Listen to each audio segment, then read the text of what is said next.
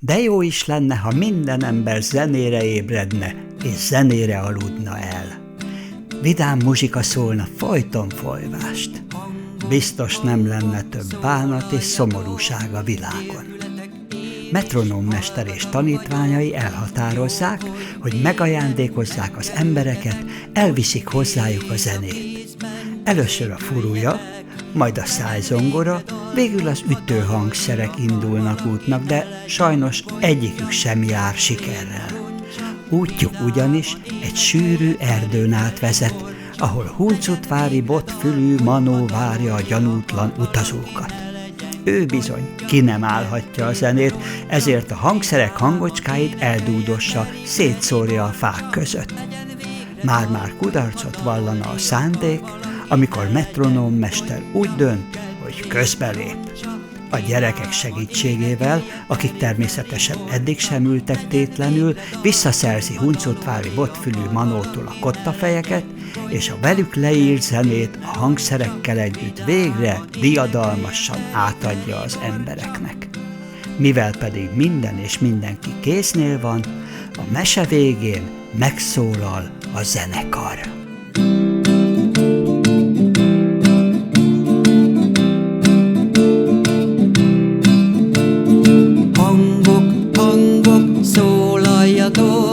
Nélkületek én is hallgatak vagyok.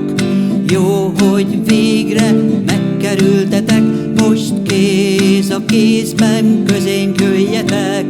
Legyen végre dal, hogyha dalolni akar valaki, ne legyen gondja, kedvét ne roncsa, vidáman énekeljen teri-feri borcsa. Legyen végre dal, hogyha dalolni akar valaki, ne legyen gondja, kedvét ne roncsa, vidáman énekeljen teri-feri borcsa.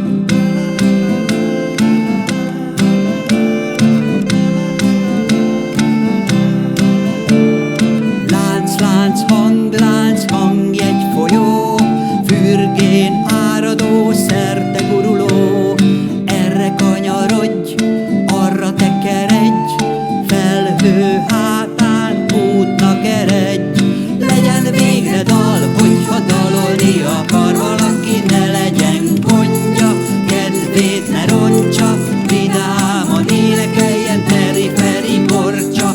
Legyen végre dal, hogyha dalolni akar valaki, ne legyen gondja, kedvét ne roncsa, vidáman énekeljen teri-feri borcsa. Legyen végre dal, hogyha dalolni akar valaki, ne legyen gondja, kedvét ne roncsa, vidáman énekeljen teri-feri borcsa. Legyen végre dal, hogyha dalolni akar valaki, ne legyen gondja, kedvét ne roncsa, vidáman énekeljen